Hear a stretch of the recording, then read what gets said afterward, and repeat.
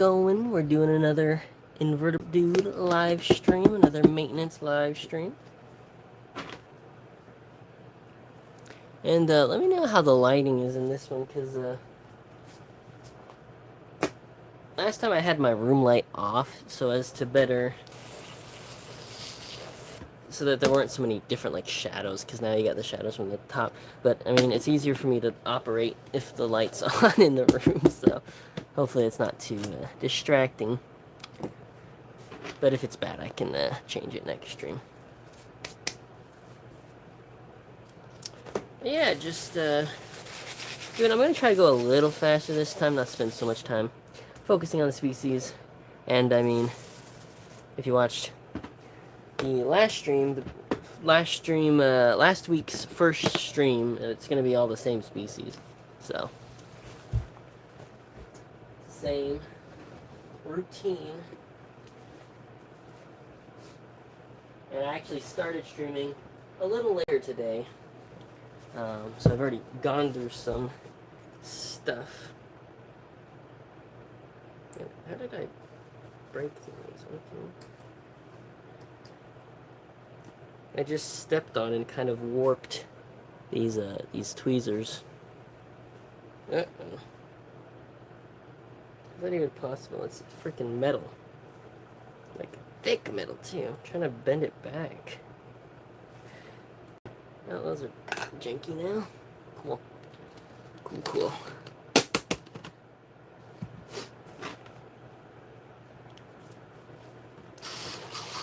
These are the Hawaiian Baltavillis. Which does kind of suck. We got a new Balta from Hawaii, but it's not even one of the new species. It's just Baltavillis, a new locality. You know, it's kind of cool, but at the same time, not the most exciting. They don't even look that different from the Baltavillis, the hobby stock Baltavillis. Speaking of which, I'm gonna throw a couple Balta into this whip spider setup, because they like eating them. Adult Baltavillis and Baltinaculata. I found are good for like a medium to even some large, relatively large whip spiders. They like eating them. Yeah, that'll be good. Throw that on. That's done. Feed up these Baltavillis. Hobby stock.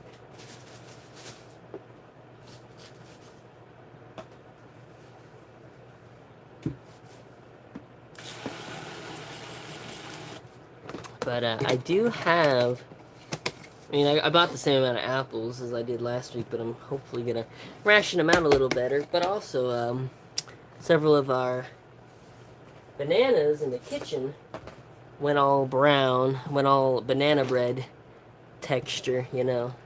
But we're not, none of us are interested in making banana bread right now, so they're bug bananas now, so I get to use them for the bugs. So that's more fruit in general for me to use this week, so I should be good.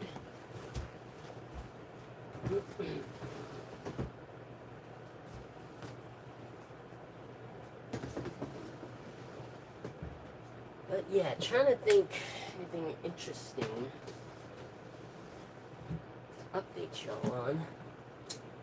I do have some cool isopods coming in from Tennyson this week. Some Tennyson and his father sending me some some Cubara species rubber ducky albinos, I think is what the name they're going with. So another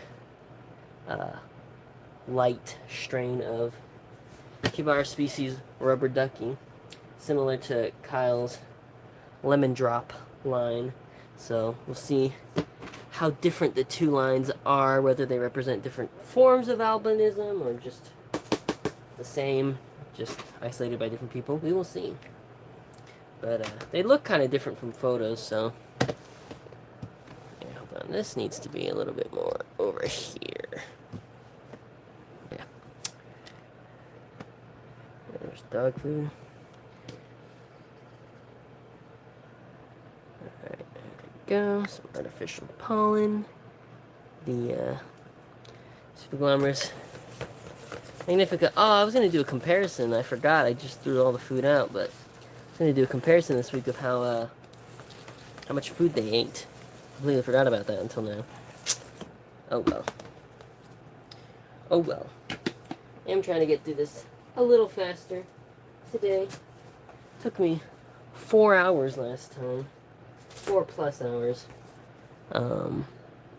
So I think I can get a little better time than that. Yeah, look at this. These rotten bananas. They're just mush, basically. But the roaches don't mind. And Pseudoglamorous really like banana. A lot of Parasaurinae really like banana. Yeah, I mean, look at these. Completely just sitting in our kitchen. No one was eating them, and now they're all rotten, but the roaches will eat them with zeal.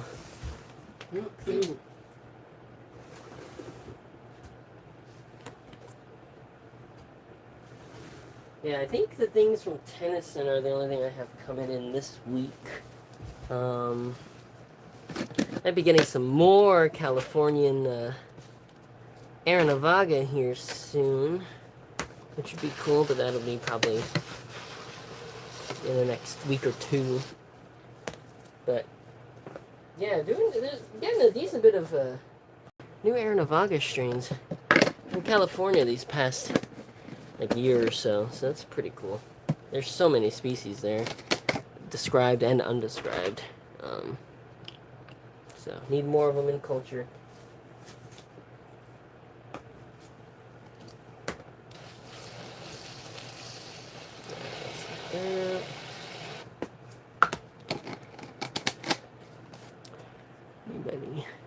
Nobody in chat yet.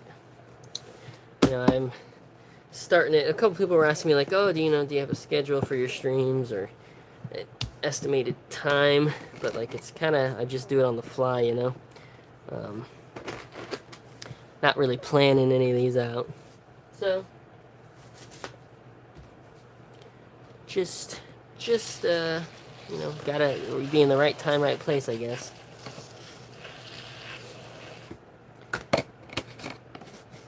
Okay, and then these. Troy Senor Parish. I do hope this new setup I got going for him gets him to do well. This species was doing very well for me previously, and then more recently has put up a bit of a struggle, but hoping this new setup will be to their liking.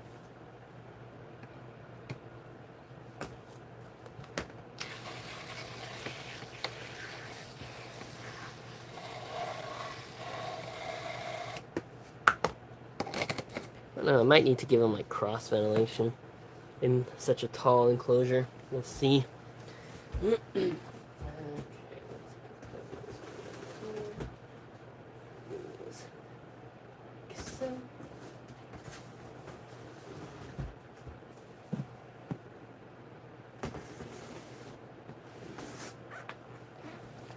Lungs. Pseudoglamorous Magnifica. That old banana they didn't eat, surprisingly. Yeah, this colony is still in the small population, not really noticing much food disappearing stage. Which is a common complaint that a lot of people have when starting new roach colonies. They're like, oh, they're not eating anything. They are, but you just don't really notice it when there's only a few individuals, because roaches individually do not have a very large, they tend to not have large appetites, you know. Only so much food they can eat. And if you have a starter colony probably not really going to notice much in the way of food disappearing. Generally, doesn't tend to happen a lot till they get, very numerous. And even then, some species, they just don't eat much food at all, even when there's a bunch of them. Gonna go get grub, and you'll be back to watch. Hey, Exotic. Mason, nice to see ya. But yeah, hoping for a little bit of a quicker stream today. Not even just not from the stream standpoint, but just maintenance standpoint. Okay, that should be good. Yeah, got some things to do, shows to watch. Want to get through this today in a more rapid manner. Alright. Which, I mean, I'm just going the pace that I normally would be if I was doing this off camera, basically. There's the Dipteratrum henstromi, Henstrom's little runners. Hardy little species, like these guys a lot. Neoblatella species, Miramar. I almost lost, but are now on the up and up. And there'll probably be a population boom here very shortly. Oh, we already got, I see hatchlings in there. So the population boom is on the way, is coming up real quick here. So I'll be able to offer those again soon. Hemitharcera palliata. Super easy species. And super pretty. These guys. Always a pleasure. But, I'll give them a little bit of banana. They like their fruit, these guys. Fruity. Alright.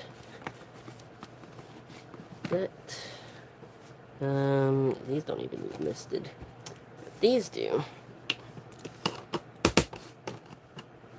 Carablatus species Kendall, Florida. Just packed some of these up last night for Behijager. One of the few people interested in keeping this species, probably. So, he's goated for that. The poor pseudophylodromids, they get so underrated, man. They're super cool. A lot of, like, micro variation in them that people just don't appreciate. Alright, we got the Rochina bilunata, which these have recently started hitting L6, which I'm super happy about. Oops, I can step on this again. There we go. Ah, okay. Well, I tried stepping on the tweezers again to fix them, to like bend them back in the right way, and they just came apart. Cool. Huh. Nice. Great. Okay, now I gotta grab everything by hand today. Cool. Alright, I need to add new tweezers to the list. Darn it. I'm gonna have to call the Wolosia in this bin again.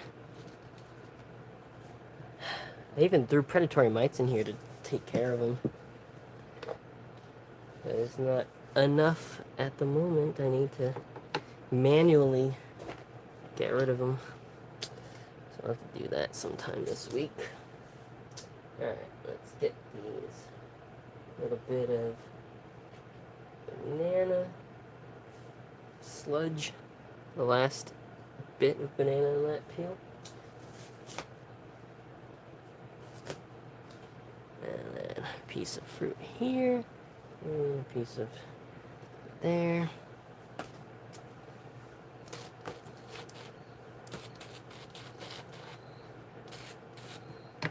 How's the substrate? Is the substrate Substrate's damp enough. Yeah. Look at that. See all those? That's way too many springtails in here. So I'm gonna have to cull those again. That's annoying. I mean, good food for my pseudoscorpions. But yeah, that is a bit annoying.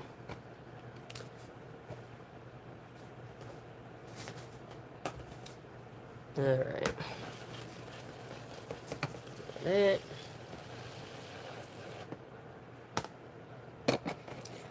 East Elastablatter Miramar.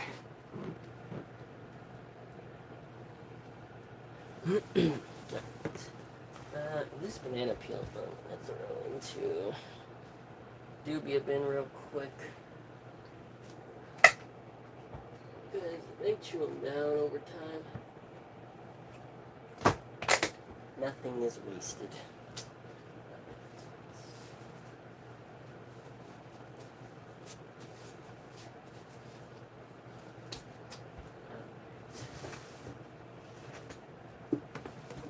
And I'll just take this one too.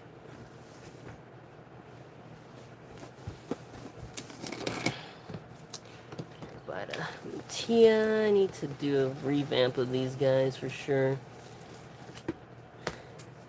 Colony is kind of teetering a little bit. But I do see babies in here, so they're still puttering along. These guys, these firefly mimics, are the opposite of puttering along. They are thriving. Thriving. I'm not even going to spray them this time. That apple should be enough moisture. And then we got the red goblins, which are still establishing, but I do think they are breeding. Yeah, look.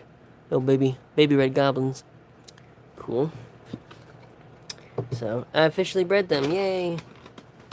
Another species successfully bred here at Invertebrate Dude. It is, albeit a very easy one. I just use a cat. Haha! Just impaling the fruit with one tongue now.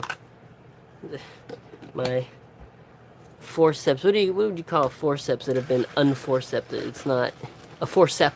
There you go. A singular forcep. Still has some utility. I'm gonna try I'm gonna try soldering / hot gluing them back together, though I think I can probably fix them, but not today. Not today. Alright, there we go. Done. This shelf is done. Where's the Carolina? Bag.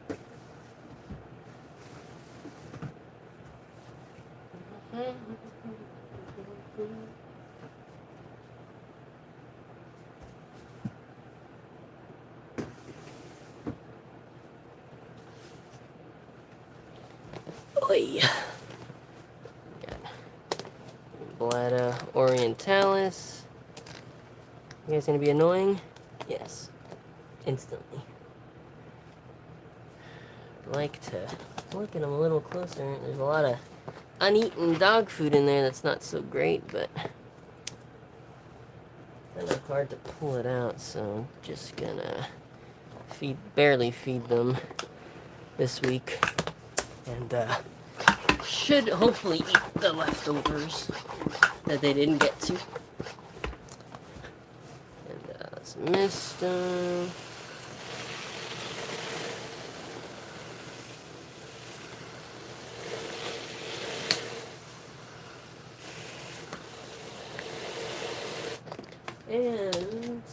I have a hide for them too. There we go. Alright. Lamproblada, Vita. These guys are doing well. Actually starting to eat a decent bit too. These guys are hitting this stage of having so many in here that now I'm noticing food disappearing. I think the apple I've been putting in here has been disappearing completely. So that's cool. Yeah, these guys doing real good. Kind of want the Kyle has another Lamproblada species from Belize, I believe. I believe. So, hopefully, I can get my hands on those. Slightly bad news. This is their enclosure. My Varia pedivariana male died. Kicked the bucket. Quite prematurely in my opinion. Not sure why. Hopefully just a fluke. But most of the other large nymphs appear to be female. And I don't actually know if any of the large nymphs are male.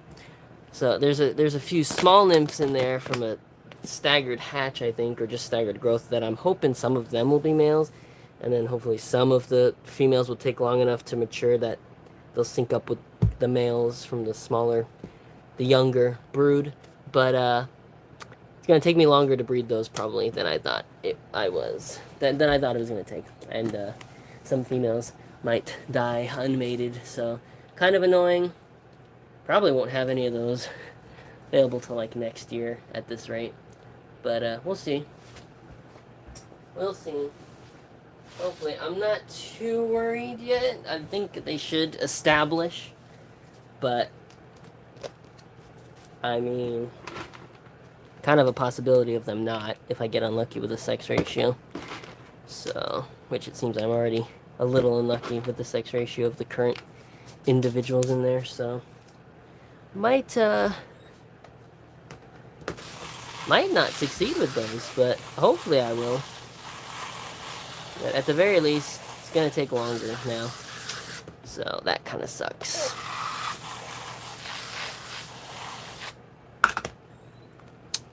Neostylopyga, rhombifolia, doing their thing.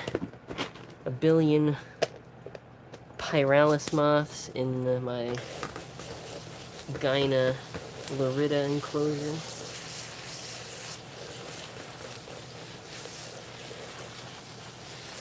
I'm hoping if I just keep these a little bit more on the moist side, I think the Gyna will overtake the pyralis.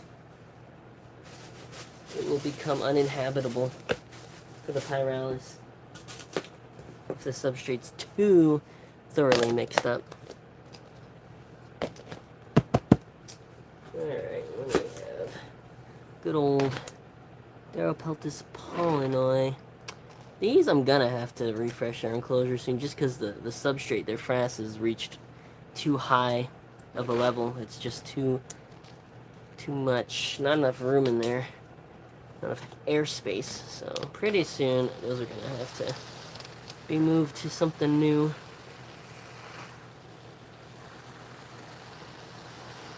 Cool if they were a little bit more popular, I would give them a 5-gallon, but they don't sell that well, so 5 gallons a little bit more space than would be reasonable for me to provide them with at the moment, so I'll probably just rehouse them to a refreshed 1 gallon.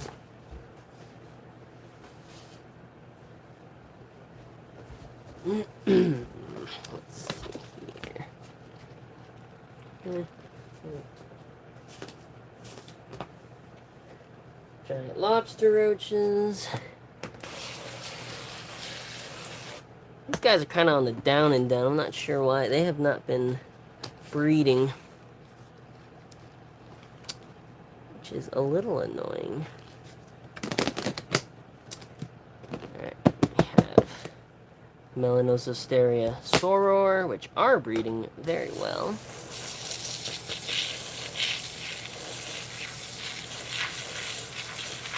Of all the things I keep, these guys, they dirty up their enclosure the fastest. They smear their poop all over the place. It's very weird. Most roaches poop like little pellets, but these guys, it seems to be, they have like liquid. They have the runs, you know, but like look at all that. Just kind of smeared on there. Kind of gross. Need some X-Lax for these guys. But that's just a little unique feature about them, I guess. Yellow Gynolorida. Doing alright.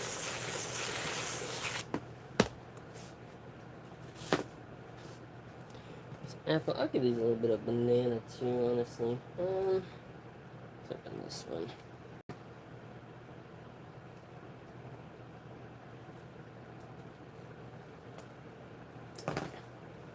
There we go.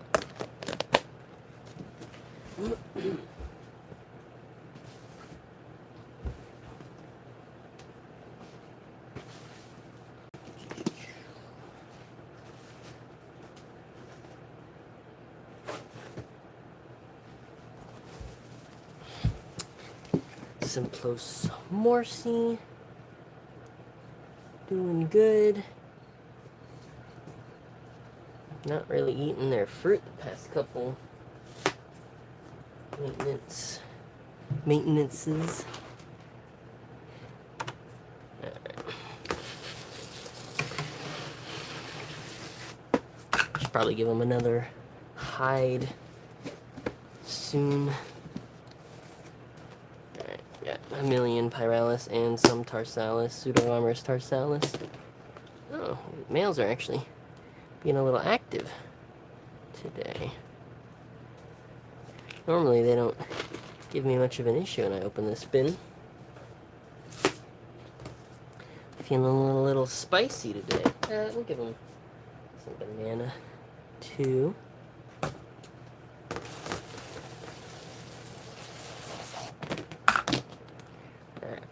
Right.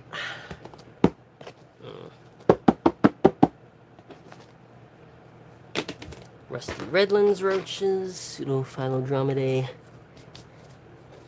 species Redlands, doing just dandy.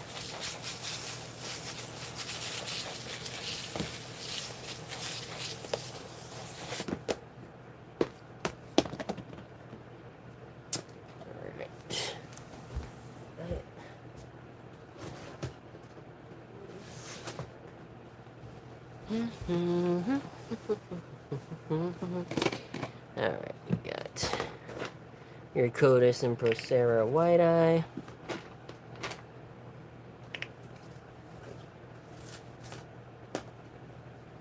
And yeah, let's smaller piece.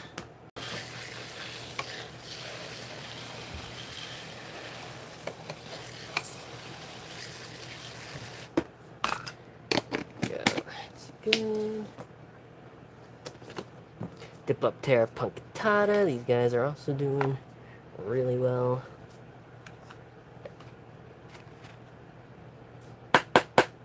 Okay, the forcep, the individual forcep is not completely useless. I'm getting some utility out of that. Okay, let's give them a bit of banana. I don't know if this colony's ever gotten banana before. This might be new for them.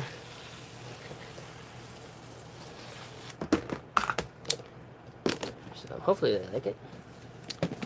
These guys probably don't need any fruit. These guys need to be rehoused. Just freaking Pyralis, man. I hate them.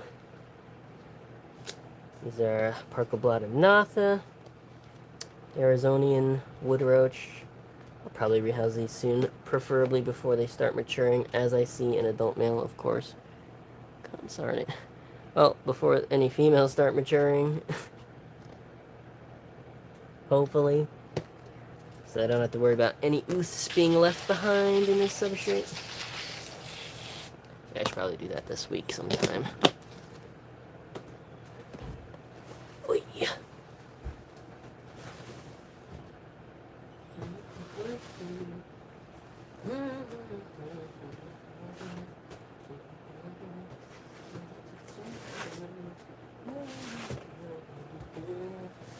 Alright. Aranovaga species Hesperia. I rehoused a few Aranovaga this week. What did I made separate enclosures for both of the Aranovaga species Amboy. One of them is Investigata, the other's something else. And the one that I don't know what it is, one of them was a wild-caught adult female, so I'm hoping she's mated. I put her in her own enclosure, and then the one Investigata female that is for sure looks like Investigata, got her in her own setup, although she was captive reared, so gotta wait on a male to mature. And that's gonna be the tricky part, is figuring out what the males of the different species look like. Because the Vestigata males are like wildly different looking between different localities. It's a very variable species in terms of the male, the length of the wings and the markings on the pronotum. Pretty different between different localities of Investigata. So they can only reliably be told apart by the males by the genitalia from other Anabaga species. So it's going to be a bit of a guessing game. It does might just, if the males mature, leave them in their current small setup and just throw the females of the two species together. Like, you know, get them hopefully mated with the respective males and then re-isolate them and hope the deed is done and that they produce viable ooths, I guess. Kind of just winging it. But yeah. So I did that. I feel like I made another. Oh yeah, I made a proper enclosure for the Aranavagus CF Sequoia I got from Jackson, California last week. So that was good. Really hoping those will pop off for me. I do have a wild-caught adult female, 2 sub-males, 1 pre-sub-male, and then another nymph that I haven't sexed yet, but so small that probably not going to get any action. But so basically, most of the hope rests on that one adult female, wild-caught adult female, not being too old, and will hopefully produce some ooths. Hopefully, quite a few ooths. But she seems pretty healthy, so hopefully it'll be enough to get a colony established. Normal Myricodus and Procera. And then I feel like I revamped another thing this week. Oh, my Armadillidium corseareum. Which I think last week when I took care of them, I mentioned that their setup was invaded by a variety of micro-roaches, which, I mean, they don't mind that, but they do mind the dwarf whites that got in there somehow. So, had to revamp them. And their old setup was kind of dingy anyways, getting a little, substrate was getting a little too degraded, I think, and a lot of pyralis, and was just a fairly small enclosure anyways for that species. So, moved them to a 1-gallon micro mesh vented, so no pyralis, no nothing. Oh, I also had to revamp. I redid my Paranophyta formosana enclosure. Switched that over to micro mesh completely. Got rid of all the substrate, replaced it, nuked their hides because their enclosure was a major pyralis moth respawn point. There were so many. All the bark hides were just like glued together with pyralis larva tubes. It's bad, so nuked those so the bark's clean, and gave them fresh substrate, cleaned the enclosure itself, switched it to micro mesh ventilation. So now they are pyralis free and much cleaner conditions. Got a fresh start. They should start popping off here. There are a lot of heavily gravid female adults in that enclosure, so I'm sure they will start popping out babies in no time. So that's good. So yeah, I did a decent bit of enclosure revamps this week, and probably do even more this coming week once maintenance done. So yeah, maintenance takes like 3 days, and then the rest of my days are spent doing enclosure revamps and rehouses and whatnot. So never ends. The work is never done, my children, my children. And the war is never won. Let's see. Maintenance again, you're making Kyle look bad. Yeah, well, Kyle lives in a state where he can not do maintenance on his isopods for a month and they're fine. I would have to give my isopods absolutely no ventilation whatsoever in order to do that, because the air humidity way too low here. Everything dries out much, much faster than it does on the East Coast. And some isopods would be fine with absolutely no maintenance, but absolutely no ventilation. But others very much would not, for me at least. Alan keeps everything with no ventilation, so I don't know, maybe something could be gleaned from that if I change things up. But as it is right now, the way I have things set up, I gotta at least water them once a week. So, yeah. Rinse and repeat. Tuesday, Wednesday, Thursday. Maintenance days. Weekly. What are these? Oh, these are my Darapelta species. Savo. Not Savo. RSA. Small. Another female. No males have matured yet. Both my females are adults. I'm kind of hoping those males mature soon. Also, it is funny. I got these from Kyle. Got 2 pairs back from him because my main colony of the Darapelta species smalls had mainly died off due to entomophagus fungus infestation. But I was able to. I mean, I removed the remainder of that colony and quarantined them and attempted to cure them of the fungus, which basically just means put them in a well-ventilated deli cup with only bare bottom, just a little bit of crumpled paper towel for hides, so keep them bone dry, well ventilated. And the only food I gave them was apple, because protein, trichoderma, which I think was the fungus genus responsible for infesting them, is very protein hungry. So if you deprive them of protein, only give them apple for food and hydration, and keep them really dry and well ventilated, they can overcome the fungus. However, that does tend to kill a pretty high percentage of the population, just from the dryness alone. But if some can survive the dryness and also survive long enough to overcome the fungal infection, you can, cure them of it. And I saw a Balta nymph crawl out of here. Oh, there it is. You can cure them of the entomophagus fungus, at least if it's just the typical trichoderma that I encounter. But again, usually most of them will die in the process. But I was able to seemingly cure about 7 of mine from my old colony, and one of them's an adult female. There's a couple sub-males, and then a couple mixed nymphs, I think a sub-female too. Basically, those have been cured, I'm pretty sure. I put them in their own enclosure, and they're doing well, so I might actually be able to salvage those and get a colony going from that line, from my old colony. So that's pretty funny.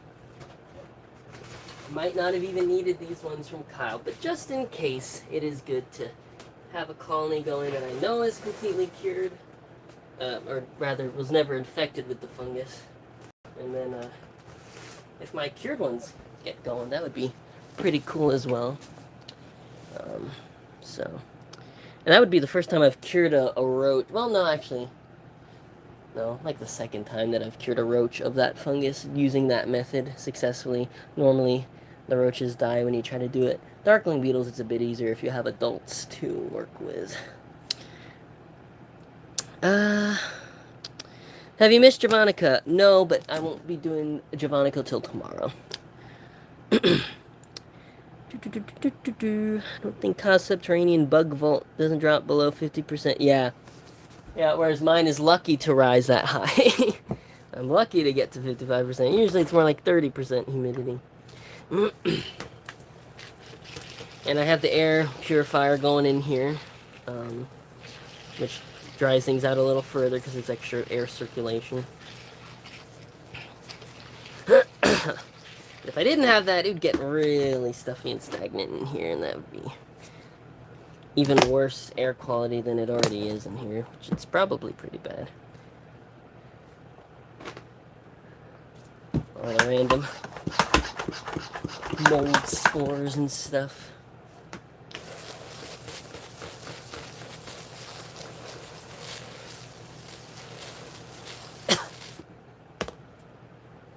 These are those lemon duckies from Kyle. Man, every time I try to show them off on stream. There you go. You know what? You're getting grabbed. You're getting grabbed. Yes, Cubar species rubber ducky, lemon ducky, Kyle's albino project. And I'm getting some albinos from Tennyson and William this week, which are a little bit, from their pictures, looked more pink than these guys. So we'll see. I will compare them once I have both lines in person. But yeah, these guys, pretty neat. I think Tennyson's and Williams also have red eyes, whereas these guys have black eyes, so seemingly different forms of albinism, but in the same species. Well, supposedly the same species. I don't know from what stocks these come from. I don't know if either of them are actually from the original 17 import line, or if one is and one isn't. And in that case, it could be, for all we know, the different rubber ducky lines are different species. So, could be just different species. Expressing albinism differently. Who knows? Not me. They didn't. No one ever kept track of the different lines in the hobby. Until it was too late. Well, except for the Kyle with keeping his 2017 stock pure and uncontaminated.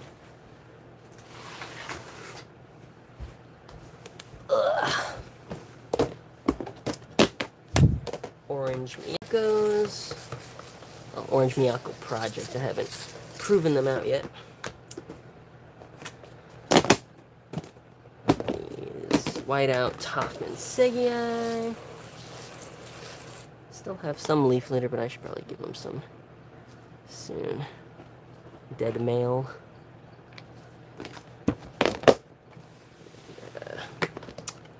Celius Cinctus. These guys are really starting to pop off again, which is nice. Hopefully the Emproys can follow suit. I do think they have started breeding though, the Emproys, so that's good. Getting over there. Rickettsia disease. Dead male. Cinctus.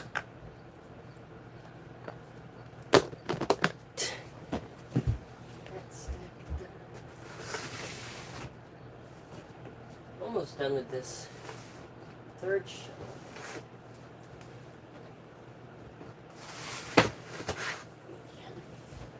Oi. Alright, what do we got here? Porcelio Bolivari. Classic species. PB&J with a milkshake. Nice, nice. It's been a while since I had a PB&J. I don't like most peanut butter. I only like actual peanut butter, not the Jif crap that's just hydrogenated palm oil with peanut flavoring, basically. Actual ground up, like, natural peanut butter. It's pretty good. I really like, my favorite was Smucker's brand. The all-natural Smucker's brand peanut butter you have to stir. But we don't have that on the West Coast. That's only an East Coast thing. We have Adams on the West Coast, and Adams sucks. Owned by the same company, but like, it's disgusting in comparison. I don't know what. I think Smucker's is like saltier. It's really good. Top tier peanut butter. Smucker's all natural. That stuff's delicious. That and some grape jelly. Just standard crap grape jelly. On some white bread, delicious.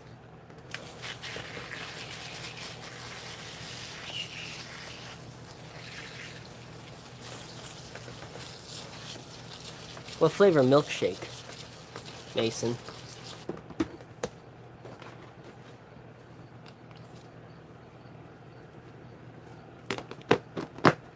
Crunchy peanut butter? If I'm in the mood. Yeah, I kind of got to be in the mood for it, but like I don't like hate it. You know, it's all right. Sometimes having a little, that extra crunch is nice.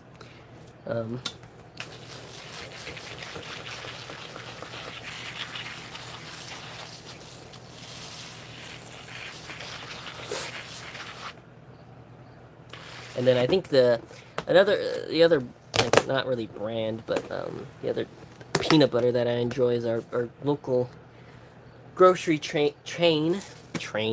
local grocery chain. Local grocery chain Winco has the bulk section, and they have like peanut butter making machines there. And they just put like bulk dry roasted peanuts in the machine, and you can make it yourself. You know, press the button and it grinds them up. That's not too bad. I like that too. Could stand to be a bit saltier, but that is kind of crunchy. Because when it's like ground freshly like that, it's kind of got a little bit more of that grit to it, and I like that. So.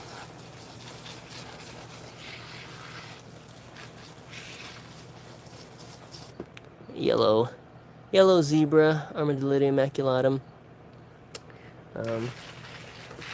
This generation is not quite as colorful as the last, but I think I've been lacking on feeding them the fish pellets. I think I was feeding them dog food for a while, so that could explain it. So, switching back to the pellets, trying to get more color out of them. All right, I think that's this. Yep.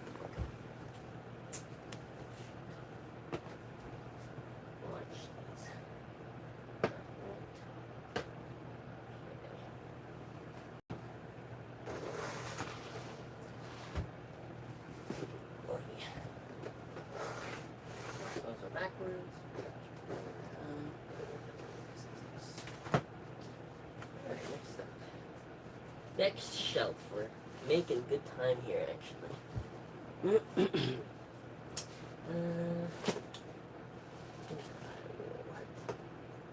So,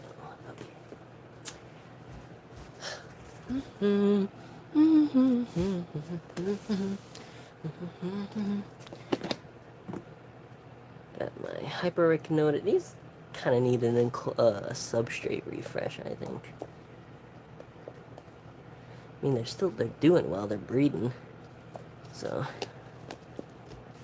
but it's a little bit clumpy in here.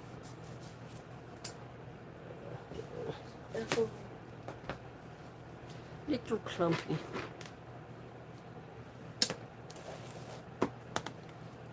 Would also like to switch those to micro mesh. Not that they need much of it. They don't really like a lot of ventilation. Aranavaga Nalepe.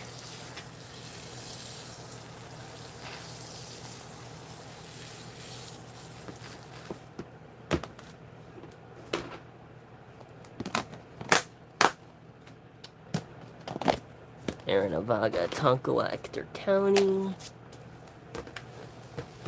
These guys are a little bit larger too than the San Antonio line, but otherwise are very similar to that line. More so similar to them than the Arizonian Tonkawa, that's for sure.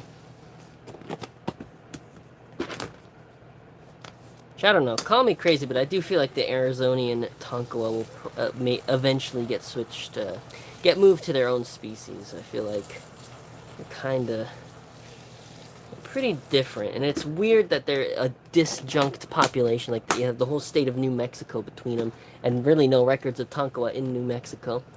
Erratica kind of replaces them there, so it feels weird to me that there would be Tonkawa on both sides. I feel like the Texas ones are true Tonkawa, and the Arizonian ones should probably be moved to their own species, but that will be work for someone else to do.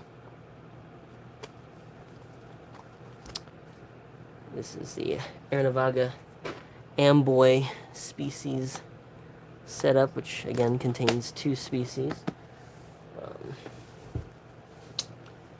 I'm working on isolating from each other.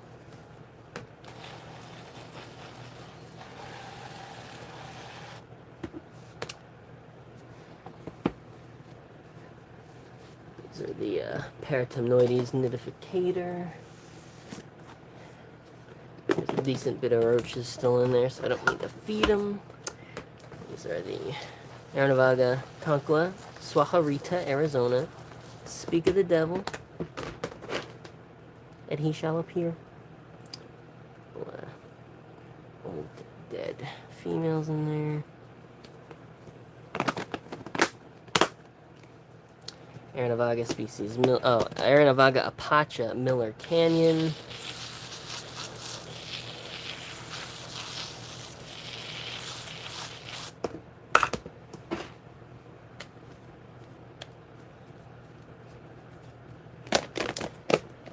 Aranavaga Tonkawa DOT Light. No, DOT travel area. Arizona. More Arizonian Tonkawa. I've been eating a lot of their dog food. Old dead female there. Alright.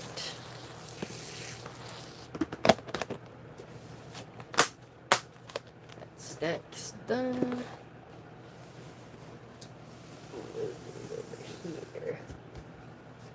Alright, I see some chat. Hey, sup? Welcome to the stream, guys. It was a Reese's ice cream blended with chocolate. Hey, that sounds yummy. Nice milkshake. Whatever, dude. Any idea when shipping to Georgia would be ballpark? I don't ever buy live animals for Compsodies. I mean, I ship pretty much year round. So, I mean, yeah, it should be fine to ship to Georgia right now. I assume it's fairly warm there even, so I might not even need a heat pack, but if it was colder, that would be an option. Just ship them with a heat. But, yeah, no, it should be fine to ship now to Georgia. I really need these. I do probably need to move to a 5-gallon. These Uricotis uvita.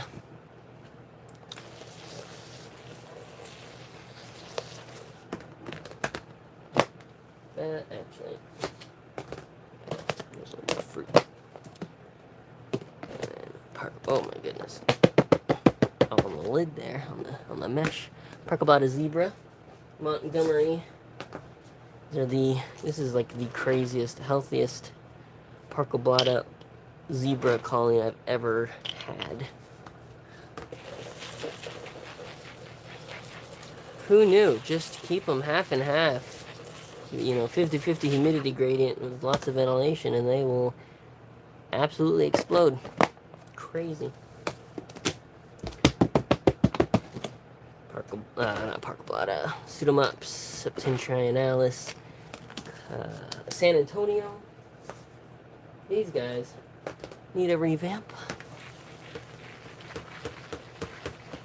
But, I mean, they're popping off still, but I don't love the not just the pyralis, but there's a bunch of, there's lesser mealworms, and there's also Compsodies, and I think Tagalablata in here. Don't love all of those communal at the same time. It just makes packing up nymphs of that particular Pseudomops line a little more difficult. None of that bad eating. And this is just a Tagalablata caseae setup. Pure, unencroached by Compsodies.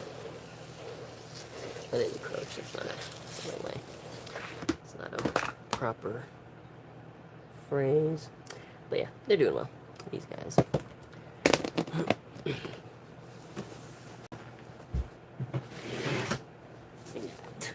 Hermetica strulosa. And a reject. Princessia not Androhomina male. Kyle needs to hurry up and make a name for that strain, or I'm gonna do it. Like, he's gotta settle on something, man. At this point, I might just name my project, because, like, who knows, my line is probably going to end up looking a little different from his, because we might be reading for slightly different traits. Especially since I've seen Androhomina and he hasn't. Well, no, he has, sorry. I've seen more pure Androhomina than he has, because I had like a bunch of them. So I have a little bit of a better idea of the natural variation for those, so.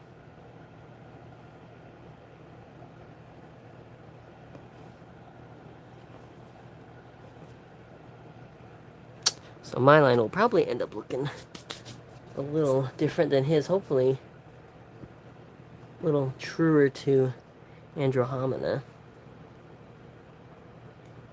Well, hopefully we both get some nice lines going. This is a nice fresh male of Medicostremosa. That's a really nice looking one. Beautiful species, these.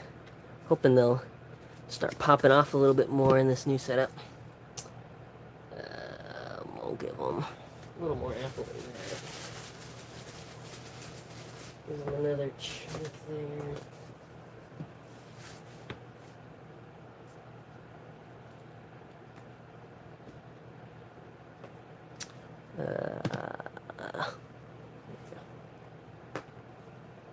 But I guess we really shouldn't name them until the Andromeda stuff. We shouldn't name them until we have a finished project, I guess.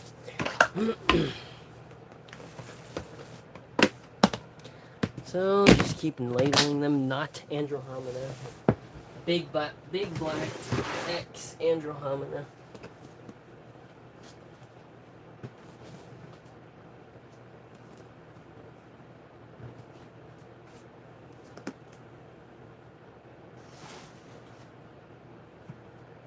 Yeah, that line is very much a work in project. Yeah, work in process. Oh, God. Work in progress, that's the same. Jeez Louise, I'm having a stroke over here.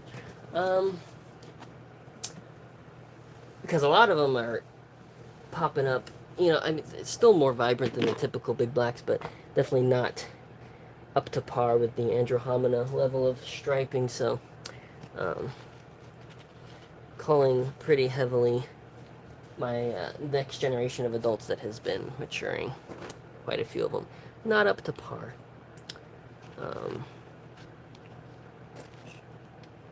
But that's fine because I will be using them in other projects. Because even a little bit of that Andromeda blood, it's still in there, just that individual's not really expressing it. So when you cross that with other stuff, it could still make something interesting. So that's what I've been doing with my rejects, mostly. Making weird crosses with them.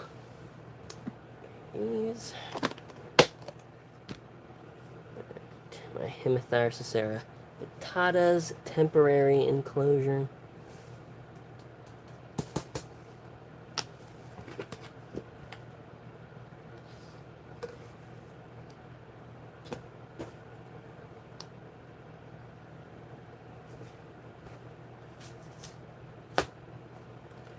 So that, I'll give them a little bit of banana too, honestly. Just a little scoop. Banana.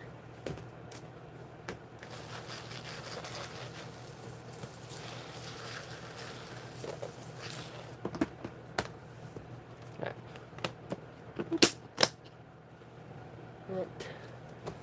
See anything in the comments? What just flew out of that bin? Pyralis moths, yes. Annoying. Do I keep rhinos? Rhino beetles or rhino roaches? I have rhino roaches. Not any rhino beetles, though. Cost-wise... $15 to $20 is what I've been charging for priority. It is going to get... It's probably going to be... Usually I would charge $15 flat rate for shipping via priority, but now it's probably going to be bumped up to $20 because I think they're saying April they're going to start raising their prices due to the fuel shortages and the fuel getting more expensive. So, I mean, it makes sense. But, yeah, so it's probably going to be around 20 now. But, yeah, you know. So, there's that. I keep rhinos. Love Strumosa, man. I'm proud of my colony. Yeah. I'm hoping to get mine up to par with yours eventually, Mason. Because they are super rad. Super cool.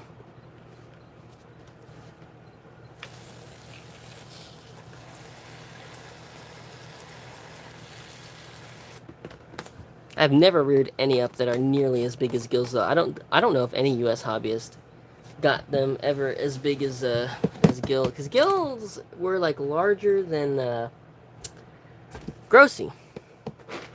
But everyone I know of in the U.S. who's ever reared them up has only, and Europe too, and Asia, when they had them briefly. None of us, besides Gil, was ever able to rear them to that massive size, so I'm not sure what magic he worked on his, but they're pretty puny in comparison. I kind of suspect he just kept them cooler, because he was like saying that they take like forever to grow up, like 2 years, I think, and mine definitely don't take that long, but that's probably because they keep them warmer. I think he was keeping his at like room temperature, so that might be the key. Keep them cooler. They take longer, much longer to grow, but will come out much bigger. If I had to guess, that's probably why his were so much larger than ours. But reared warmer, they do fine, but they just grow up so much smaller. So I might one of these days just like isolate out a male or two nymph, or just not even sex them, just isolate out a couple nymphs and throw them in an enclosure in like a cooler closet of my house and just let them do their thing and see if I can rear up some massive ones like gills.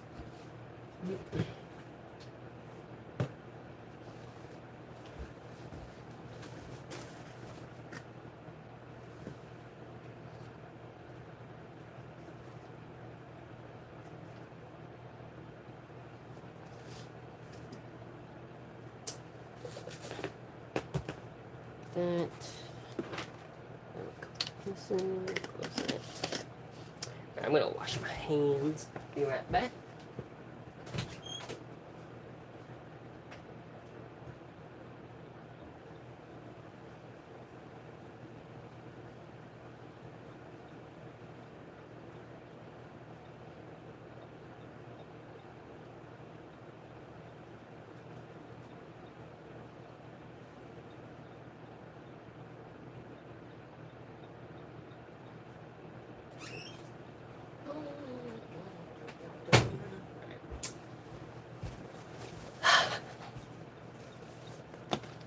Into these. It's Parkoblata, Virginica, Park Crossing, Alabama.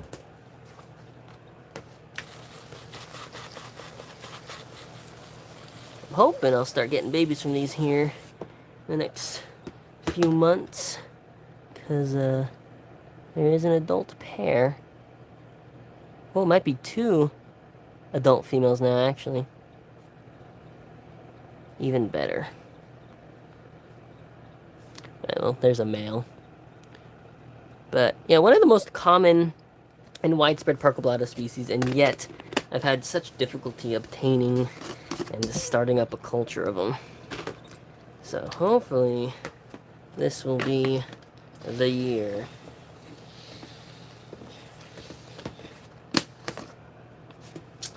And then here we have the Euslastoblata abortiva. These guys, I don't know what these want from me. They were doing so well previously.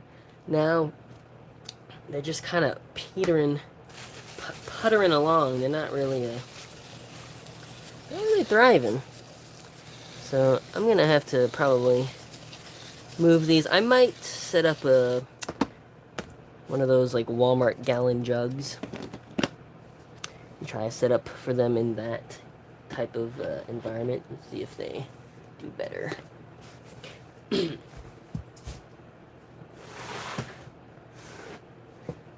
lot of my pseudophile dromids seem to really like those gallon jars, and pretty good colony enclosures for them. Right, these are Lucy Hermetica Grossi, and I mean, yeah, look how big that guy is compared to the Stromosa. I think the Stromosa, they just need it a little cooler for reaching their full size potential. little bit of fruit, a little bit of apple, a little bit of banana too.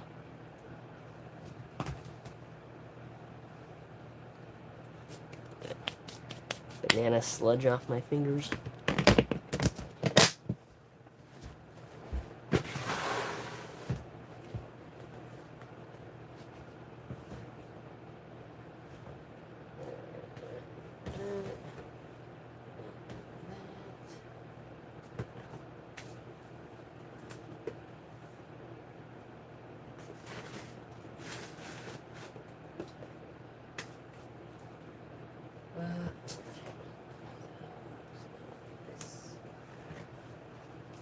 I don't even know. There shouldn't be any more ooth in this.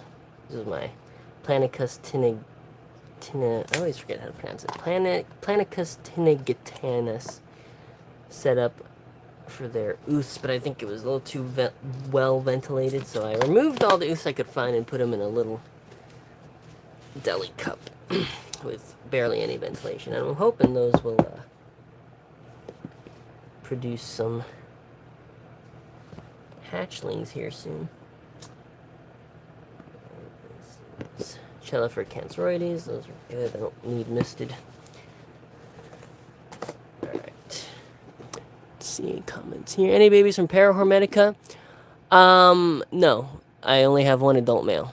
The other 3 individuals are all nymphs still. So those are taking their sweet time. But yeah. So hopefully they mature soon and then they can get to breeding, but yeah.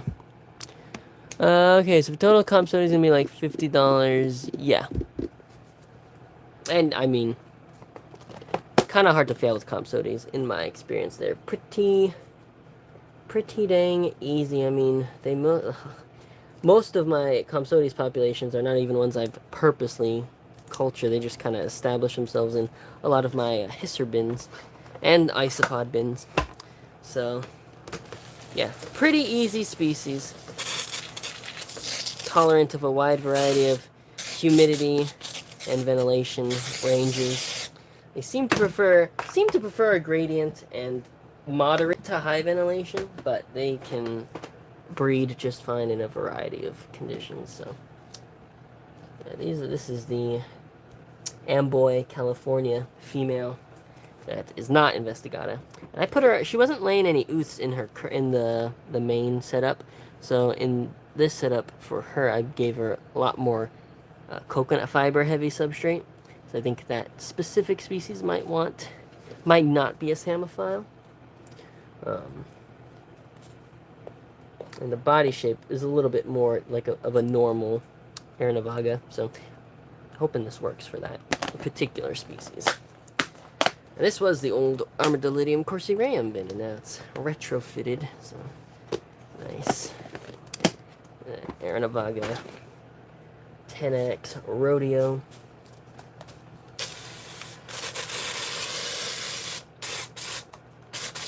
Out of water. Alright, I gotta go refill my water jug.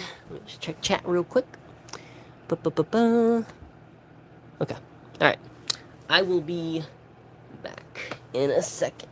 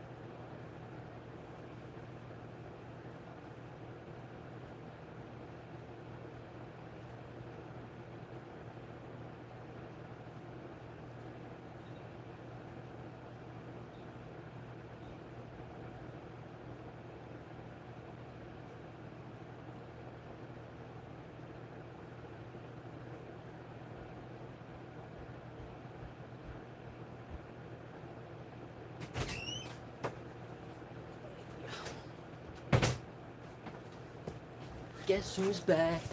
Back again. TJ's back. Tell a friend. I'm back. Alright.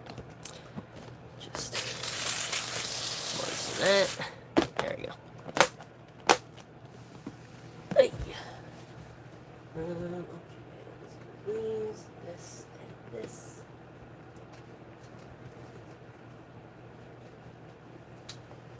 Alright. Oh wait. It's not the bin I thought it was. Aaron Avaga. Don't really gotta worry about Aaron Avaga being on the lid most of the time.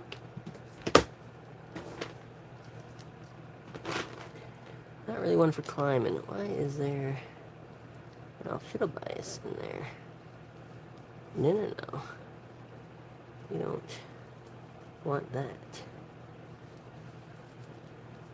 Okay, that's good.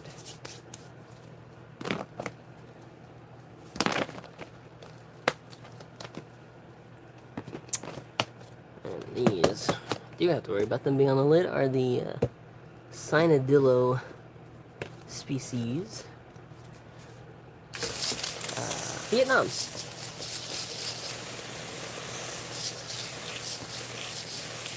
guys like it pretty moist, but also decently ventilated. Let's do these next. Aaron Avaga Apache DOT rest area.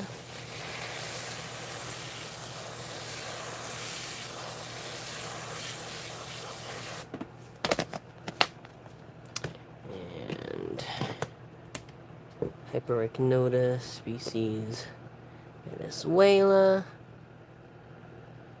Nice, that one, yeah, that's a male. It's good. That's just a clump of fiber. Alright, let's throw that out. I'm gonna maybe give these guys another piece of bark. Yeah, these guys are a lot bigger than the Hyperichnota Lidomorpha from Panama. Quite a bit bigger. Basically double the size. Fairly consistently that much larger as well. Yeah, I'm gonna give these guys, I mean, oh, they're not even using this though. I was hoping they would cling to the underside of the bark a bit more and kind of utilize it as a hide, but they don't really seem to do that. So I guess if they're not using that, I won't give them any more. Dog food, give them a teensy bit of banana, but they probably won't eat a ton of it. And some apple. Alright. And try to do the CF Rocha Inna Mete. The little circles. Little babies. Alright. Try to get these fed up before they start going crazy.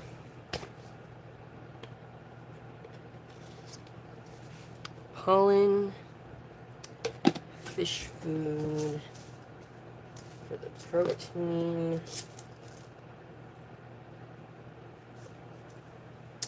and then, oh, this is not a great time to not have a tweezer that works. Grab some of this dried fruit and replace it with fresh fruit.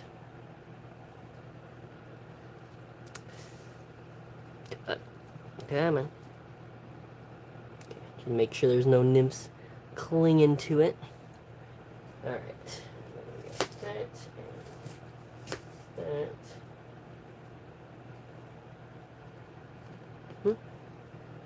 The food there. And a little bit of banana, too. They like their sweet and sugary foods. These CF Rocha Inna. I'm just gonna dump that in the middle there. Alright, let's really lightly missed that. And this is substrate. Substrate needs a little rehydration. And there we go. Which these guys, one nice thing about them is they seem to be very hydrophobic in that they don't really, I've never drowned one of these in a water droplet.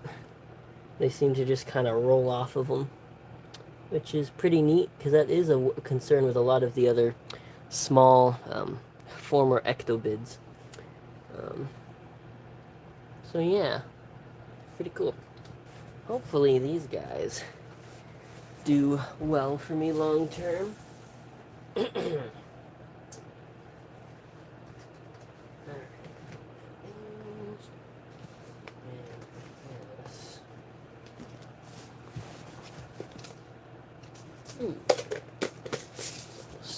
Not great. Alright. So Ergala pilosa, CF pilosa, not CF pilosa, CF sulfoides. They're not pilosa. Mislabeled as pilosa, but they are not. Real Ergala pilosa are not in the U.S. hobby, nor have they ever been. But they may be in the future, because I think some people over in Asia are culturing them now. From Indonesian and or Malaysian collected stock. So those would be true pilosa. So hopefully we get those in culture.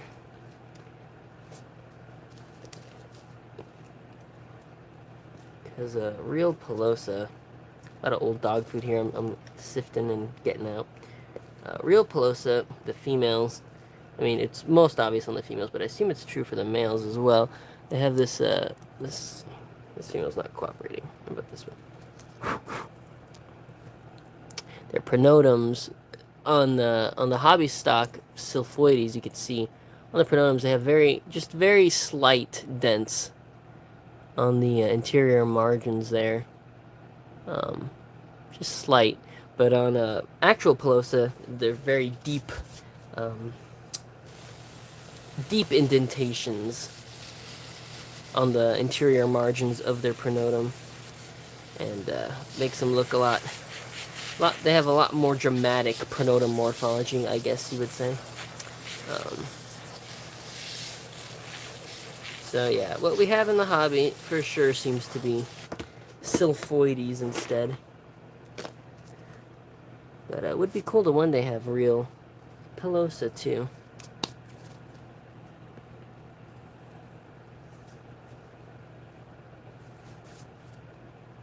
Alright, and let's go.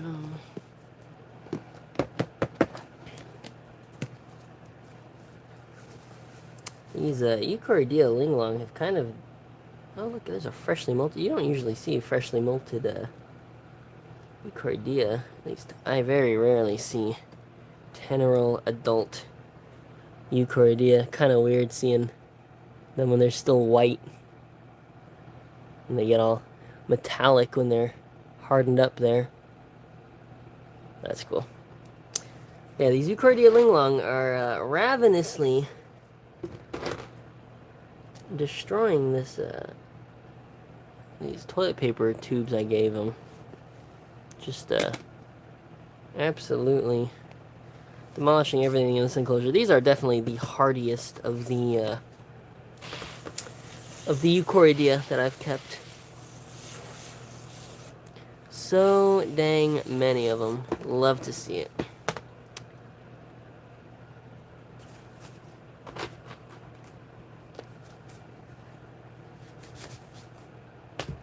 And I have seemingly broken their diapause requirement because I got lots of adults of both sexes right now. And I did not give these a diapause this year, so should be good to keep those warm year-round now.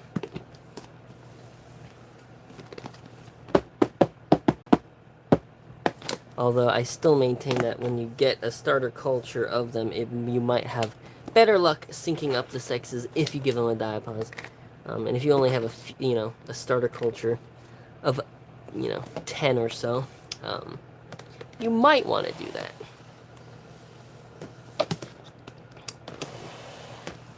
So, because that can be helpful for making sure your males and females both mature at the same time. That is the main benefit of giving Euchroidea a diapause, it would seem. Alright, those Blatta species China doing a little too well. Alright, get the Ignamba species Nigeria. Cute little roly-poly species from, well, Nigeria. But, yeah, slightly velvety species, adapted to drier, they can take drier conditions, and do seem to prefer a humidity gradient. Would you give Compsodius a diapause? No. Diapause is a cool period through the winter, so like 3 months generally of colder temperatures. No, Compsodius don't need it. The strain we have is from Arizona, Pina Blanca, Arizona, so it does not get cold there usually during the winter. So I just keep them warm year round. Alright. Capucina patula, anxiously hoping for babies from these soon. I'm not sure if anyone else that I gave them to, and I only was able to spread them around to a few people, is having much luck with them, so kinda hoping my culture starts breeding here again soon. I think they should. They were having some die-offs, and those have stopped now. So I'm hoping they'll do okay. I've been keeping them a little more humid than usual, and they seem to be enjoying it, but high humidity but low bark moisture. They definitely don't like wet bark. That is for sure not something they enjoy. But yeah, very cool, very nice flat bark species. I mean, look how flat that thing is. Is this one? It is a male. But yeah, hopefully start seeing babies from these again soon. Right.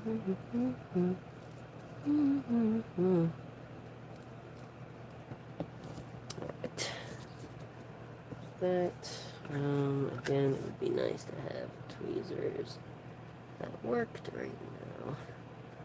Ugh, I have to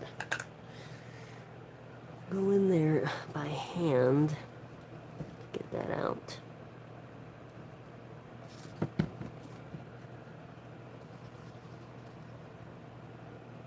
Ugh, gross. Rotten fruit. Yep. Alright. So not rotten apple.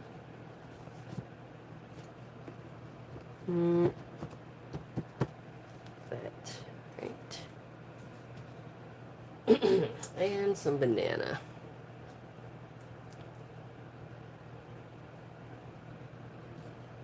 That should be good.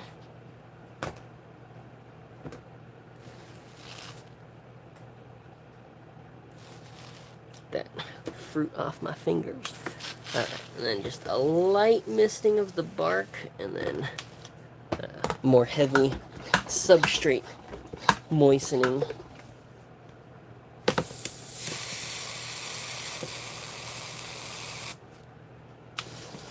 On both ends. So I'm kind of aiming for relatively humid substrate all around, but then drier bark. I also just replaced their lid with one without any ventilation. So they have two decent sized side vents. So hoping that will be good for them. Because they were doing good for me, but and I rehoused them and switched them over to micro mesh, and I'm still kind of trying to recalibrate that ventilation ratio, basically, which is kind of hard to gauge when switching because the micro mesh lets so much more moisture escape than the holes poked. At least a little bit of the micro mesh goes a longer way, I should say. Alright, let's do these. Dinocheirus arizonicus.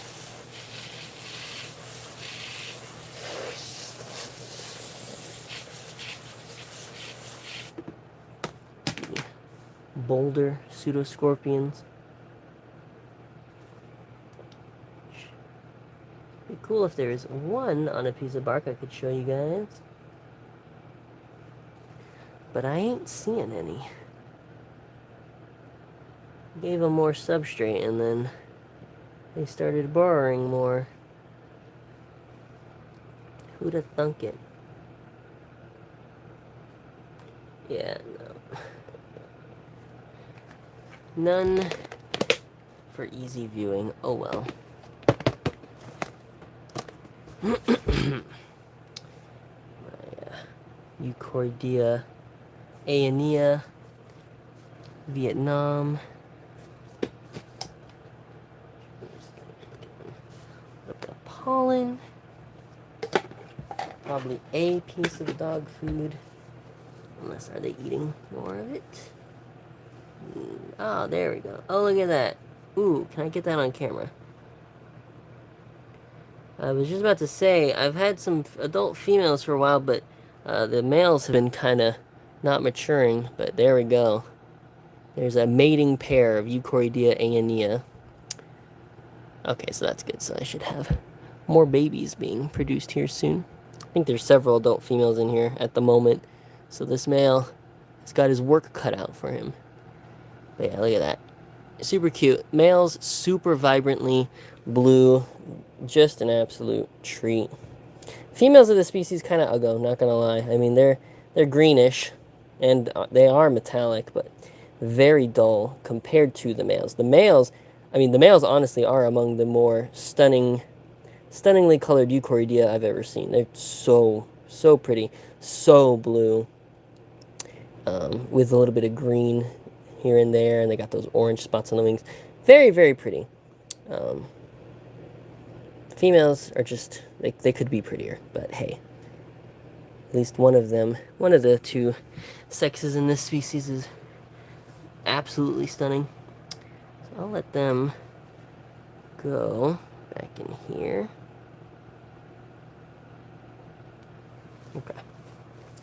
Cool. Cool. Okay, well, I'll give them a couple pieces of dog food. Just lightly missed this entire. I only heavily missed the back. Okay. I am thinking Euchordea, they kind of seem to like higher air humidity.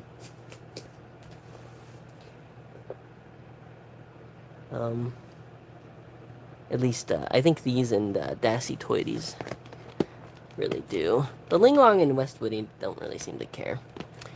But, and then Yasumatsui, I'm not sure. I think those I'll probably start keeping a little bit more humid as well. Alright. Arguably too many springtails in here.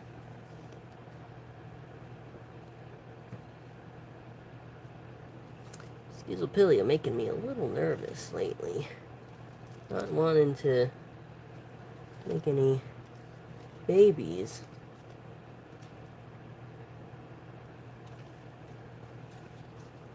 Again, for the same reason, I moved these to a micro mesh vented enclosure, and now I'm having issues recalibrating that ventilation to moisture ratio.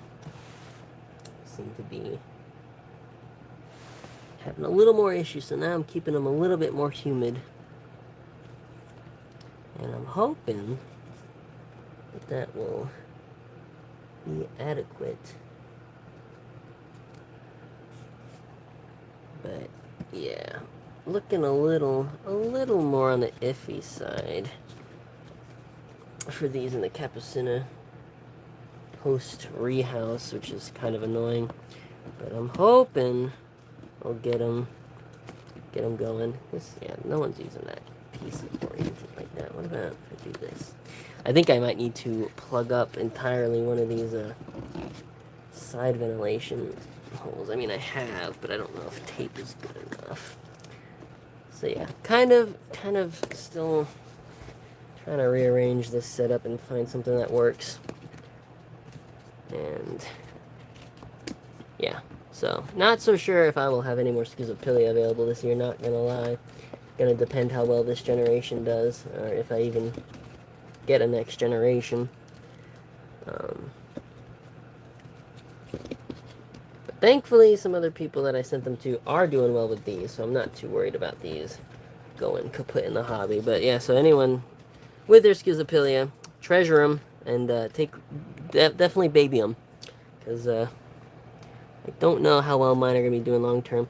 I feel like there's less adults in here than I was hoping for too. I feel like not that many. And most of the ones I'm seeing are males. Okay, there's a female, and she looks kind of plump. Oh wow. Might only have 2 females. What the heck happened? Oh, well, there's another. Is that also a female? This one a male. This one is also female. Okay, so I have at least 3 females. Yeah, these have taken a little bit more of a hit than I thought they did. Moving over. That kind of sucks. Yeah, so I mean, I'm definitely pampering them, and they do seem to be spending most of their time lower down to the substrate, so I do think they want higher humidity. I just need some better... I don't like the way that melts. Let's see, I have some more bark here from the Paranophylleta enclosure that I didn't end up using for them again, so I might give them some of this. Yeah, that would be a better fit in there for sure. Let's get these. And then, so I have some vertical and horizontal, because I'm trying to give them a little bit more variety. I do wonder, there might be more under here. Nope, there's none. Okay. Wait, oh my god, so many springtails. In fact, I'm gonna dump those off. So it looks like I have 3 females and a male left in this culture. That's kind of crazy. There was like at least a dozen adults when I moved them, so they have taken quite a population loss. Alright, well, Dino Cheers are really well fed right now, so that's good. But yeah, okay, and also they're not really using the horizontal bark. I will still keep, well, no, I'll change it. I'll move it like so. Trying to see, how can I get this aligned? That. A lot of this isn't really stacking well against each other, though. That's kind of the annoying part. Because ideally you want the bark to be kind of pressed up against each other so that they have a tighter space to hide in between. They're pretty thigmostatic, which means they like their bodies being pressed against each other. So yeah, kind of just trying to Jenga this in a way that these all kind of fold together. You know, honestly, it may have been. I'm just going to keep it horizontal like this. Just going to keep it like that. Put these 2 on top. And then this, at least, is fairly tight against it.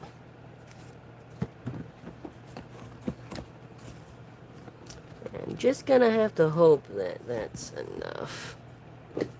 Then this, what do I do with this? This doesn't fit in anywhere. except like that. What? No, it's too... This is all part of the process. This is part of the trial and error, just trying to figure things out and get everything happy. I really don't know what to do with this piece. I might just take this out. It doesn't really fit onto anything well, which sucks because it's it's kind of flat and smooth, which is, they do kind of like that, but if it doesn't really fit against anything in here that well, that kind of works. Yeah, okay, we'll leave it like that. Alright. Apple. Give them some banana. And I know they're pretty clustered around here, so I'm going to put the banana, like, on there. Put the fruit here. And I'll put a couple pieces of dog food there. Alright. Lightly missed that. So yeah, I think I just really overcompensated with the ventilation in this new setup. And so these two, I recently gave them a lid with no ventilation, because they had ventilation on the lid as well. But there's a big ventilation hole here and one here. And then there's one on this side as well, but this is all, I covered this up with tape. But I'm not sure if that's, and well, granted, they are mostly over here, and that is where this is, so it may be enough, but, yeah, I'm a little concerned about how much ventilation there is in here. It might be too much. I might cover up this smaller hole with tape as well. And even if the tape on this mesh isn't like airtight and like really keeping the moisture in that much, it's definitely better than nothing. And if I mesh up two of the holes, that might restrict the airflow just enough for them. But then again, at least two of the females in here did look pretty plump, so they should be giving birth soon, hopefully. So it might be fine as is. But yeah, definitely getting a little precarious with these, and not a fan of that, so that sucks. So yeah, might not be it looks like I probably will get another generation, because again, a couple of those females were pretty plump. I think they will breed, but yeah, I might not have those available this year at all. I might just let this next generation really build up.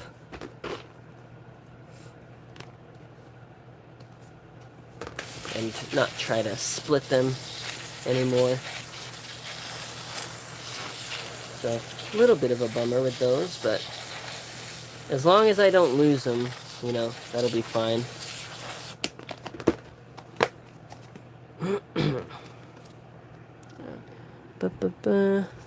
I order several species of roaches. Is the shipping just $20? No, yeah, no. The shipping doesn't go up the more you buy. So yeah, if you order several species, it'll be the same shipping cost. So probably better to order a bunch of species at once rather than order them a few at a time, if you can. Just to save on shipping costs is what I would recommend.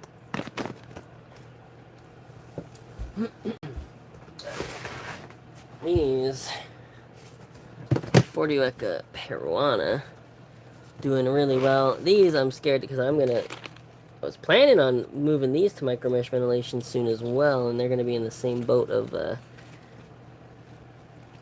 having to figure out how to get the ventilation ratio just right, because they're doing well in here right now, but well, we'll see. At least now I know less air on the side of lower ventilation with the Zetoborinids. The flat bark roaches, seems they want really high air humidity above all else. And I thought they were well ventilated before, but I was just using whole ventilation, and what seemed like a lot of holes to me was still significantly less ventilation than the micro mesh. So yeah, my bad.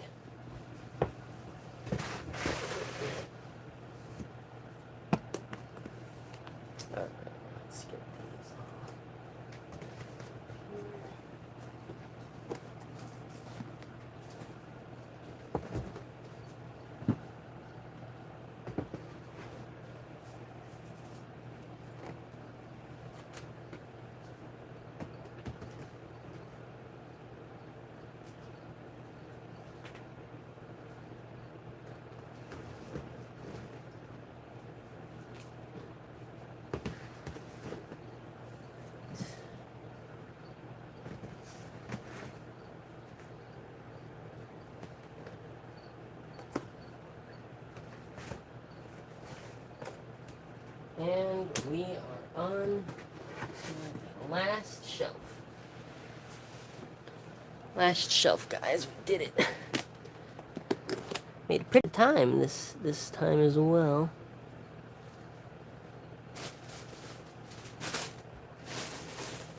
And we may have only gone through, and you'll see by the end of this, but I might have only gone through one bag of apples today. Which I believe last week I went through 1.5, going through the same amount of species, so I think having those bananas helped, so I should have more than enough apples to feed everything properly this week. Alright. Aspeducious. Not Cavernicola, the other one.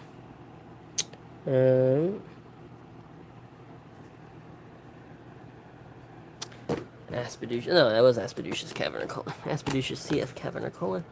And these are Aspeducious Borquin Manatee, Florida. Manatee, Puerto Rico, not Florida. I'm just tripping over myself today.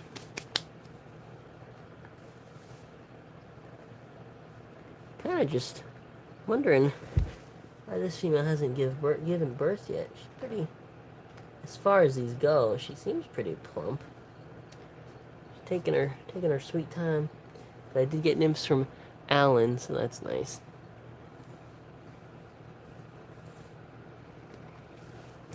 Alright, these are the dog food.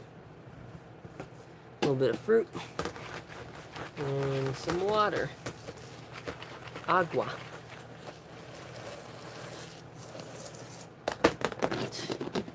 Those all good. And then we got the Cubar species lemon blue.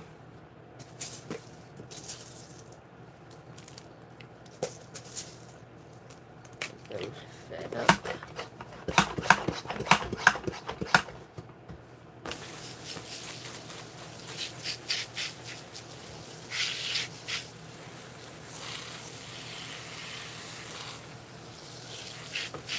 There we go.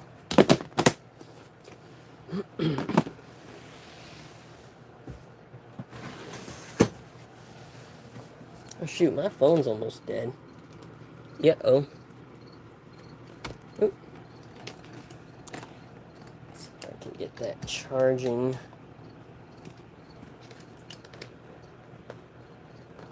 Else it's gonna run out of battery midstream.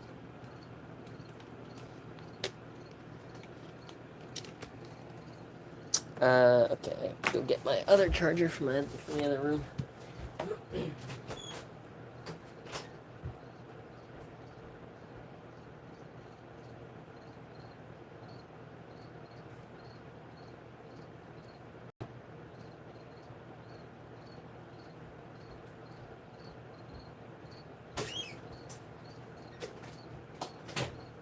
Thought I'd have enough battery to get through stream, but apparently not.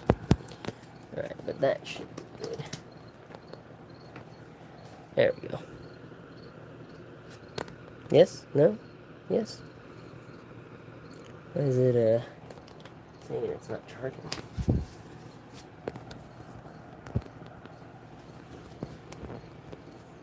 Okay, there we go. Now it's charging. Okay.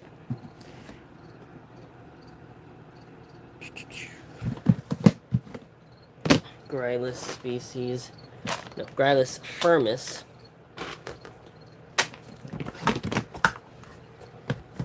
It's RID'd.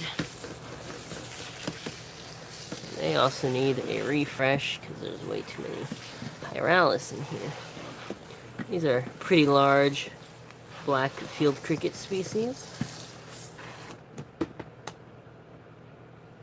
See if I can show off a male. No, he jumped, of course.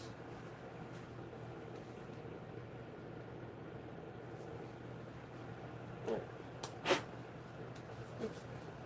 Dropped him again. Well, this is one of them Grylus firmus. Pretty large species, variable in coloration. He's from Fort Morgan, Alabama. They're pretty hardy.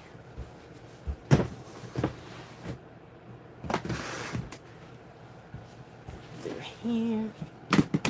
Not a roach. I know. Surprisingly, I actually do keep some other stuff.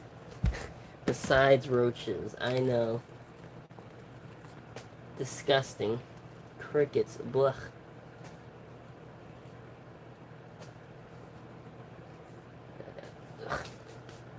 Dead. Female Archimandrita. CF Marmorata. These guys are really big, but when they die, they're pretty gross.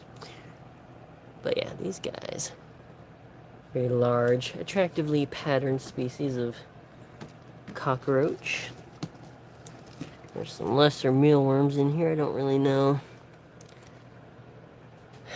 how those got in here.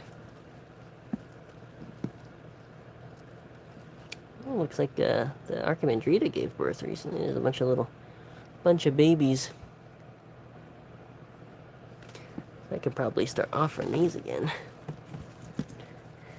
And hey, they had not been given birth for a while, and then I decided to up their humidity as of last stream, and wouldn't you know it, there's babies.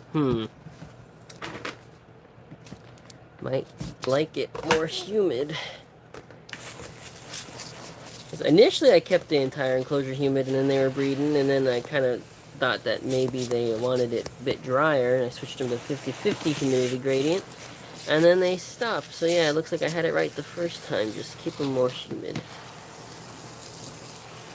This male is determined to get out.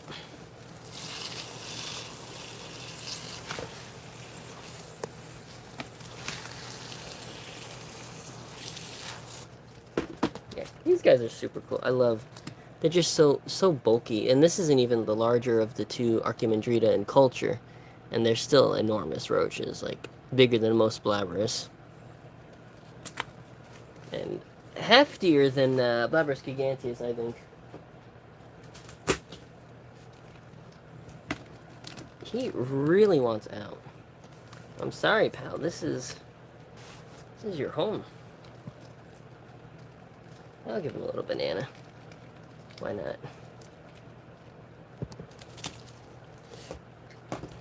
Alright, and a little bit more dog food, because it looks like they ate all theirs last week. Yeah, love these guys. Good old peppered roaches.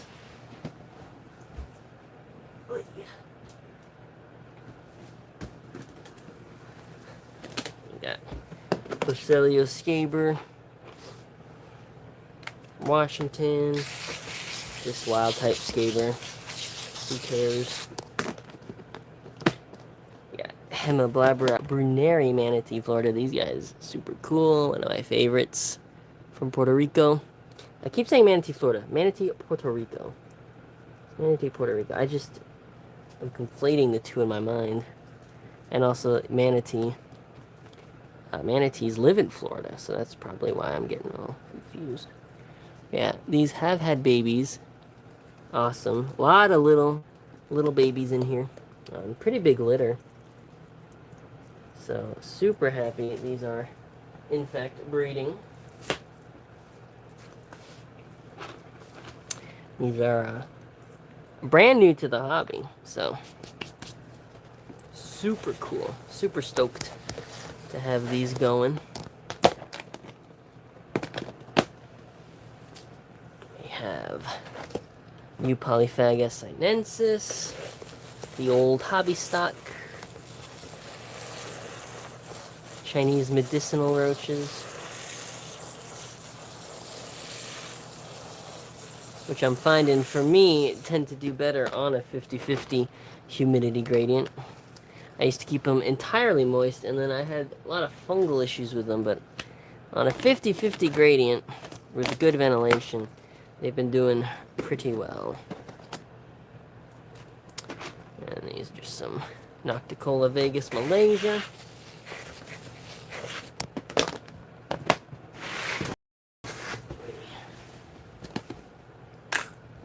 Blabberus marijoera. These guys doing really well. Give them a little bit more.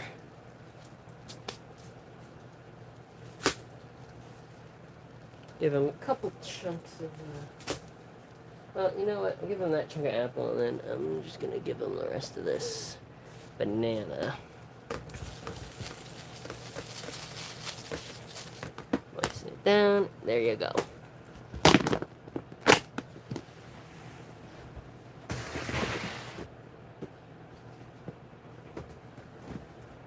We are getting down to the nitty-gritty here, the last dozen or so species, and then I'll end the stream. I got these.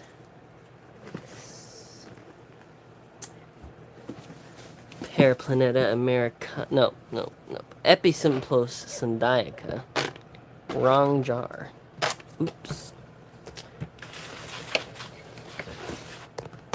I'll give these a little apple today. Yeah, super hardy, prolific species. Small, rather plain cockroach, but they're cute. These guys, I haven't had any adults in a while, but there's a ton of nymphs. But these are the Paraplaneta americana venom, the black with white eyes line of Paraplaneta americana.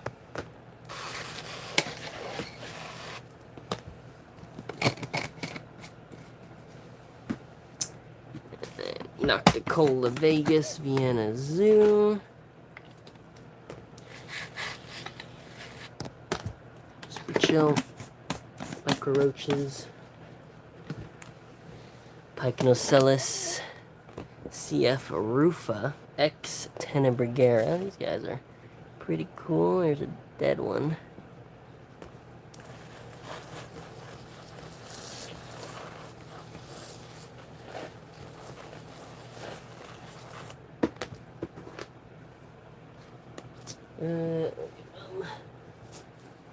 Fruit.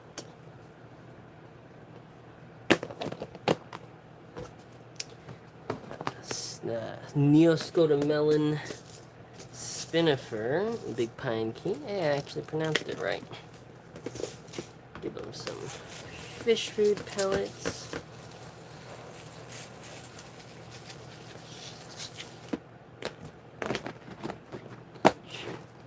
Threw a decent bit of Copsodes in there the other day, so they're pretty well fed on micro prey.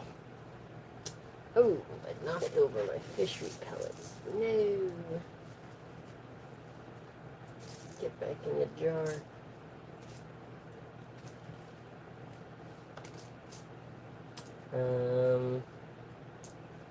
Yeah.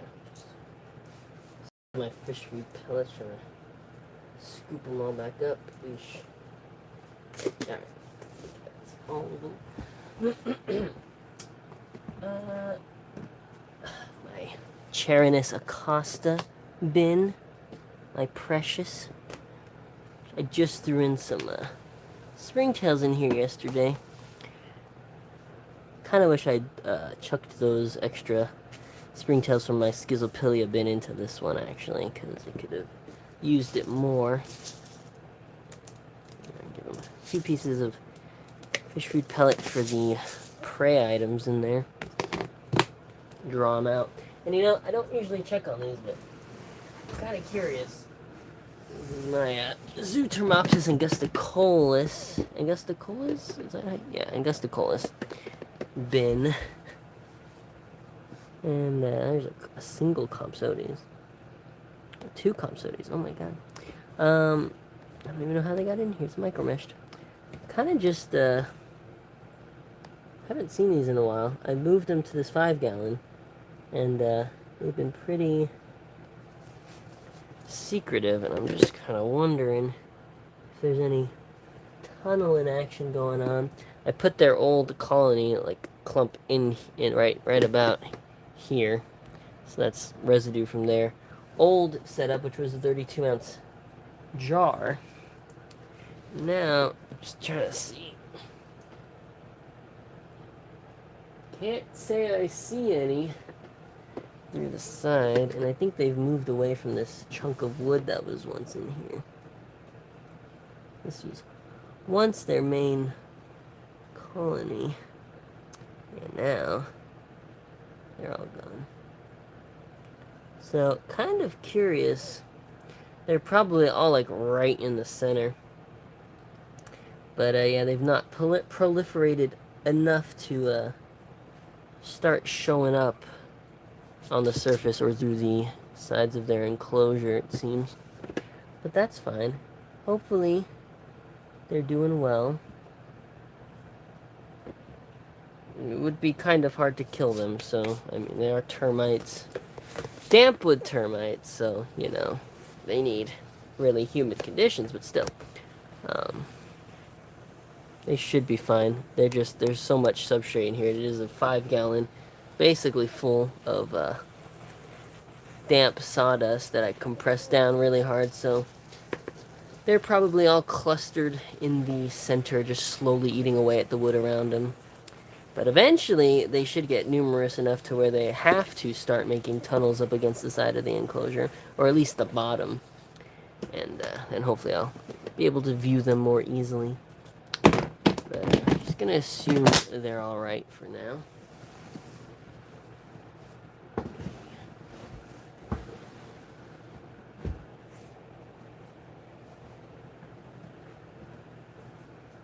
Those I haven't checked on in like a month. I barely gave them any ventilation, so they don't really need watered that often. So, there is some stuff I keep that I only check on every month or so, but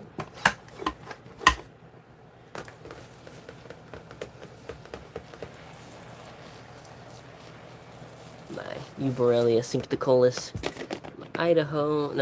Utah, same thing, same difference really. Pycnocelis nigra, shadow roach. Give them a little bit of apple. Maybe even more. There we go.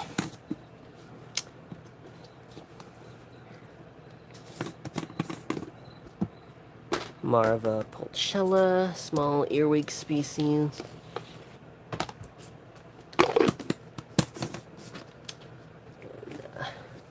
Crespicina japonica. Oh, there's finally an adult female. Thank goodness. Alright, so these should start breeding again. I was getting kind of worried I was going to lose them. As one attempts to lose itself. Yeah, these are neat ex-Paraplaneta species. Now they're in their own genus, Crespicina, with a few other species that were once in Paraplaneta. These are the Japanese roach from, this strain comes from New York. They're introduced there. Alright, but that's good. I haven't seen adult females in a while, so hopefully they start breeding soon. There's plenty of adult males in there, so should be good. And then last 4 containers. Got my lawn shrimp here, which you're never gonna see these on camera probably, but maybe you can see them jumping around in there after I dig them up.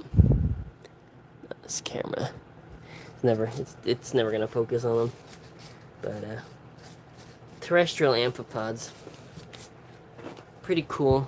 Although terrestrial is a bit of a stretch. They do need it quite moist, quite humid consistently.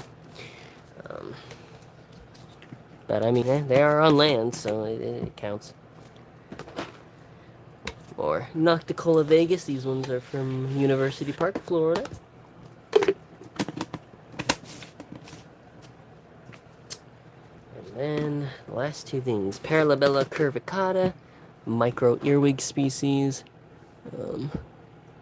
Pretty cute little guys. Give them a couple pieces of dog food, mist them down. They're good. Pretty minimal ventilation. This is all they got for ventilation. They do pretty well. And then lastly, Venezillo pisum. Cute U.S. native dwarf isopod species. A very bluish gray, dark bluish gray. Really, really nice. I really like these. Alright. But that is going to do it for today. Thanks everyone for watching. This is a bit of a shorter stream, but I will probably stream tomorrow. Hopefully. And yeah, and there will be probably some stuff tomorrow, if I start streaming as soon as I start doing maintenance, that I didn't show off last week's stream, so that would be cool, some variety. Alright. Roach, not a roach. He'll order a ton of bugs, give me all your bugs. And do you think Neon Day geckos would eat compsodes, like as a staple food? I'm not sure exactly what those are or how big they are.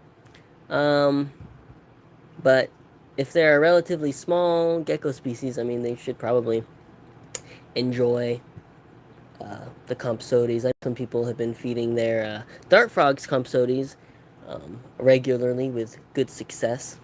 And so I assume most of the one of my friends is breeding morning geckos with compsodes as their like primary food source, and they really like those as well. So I would assume the dead geckos would be fine, but again, I don't know that particular species very well. But alrighty, well, that's gonna do it for today. Thanks everyone for watching, and I will see you all next time, hopefully tomorrow. Sometime tomorrow night or afternoon. But alrighty, see ya.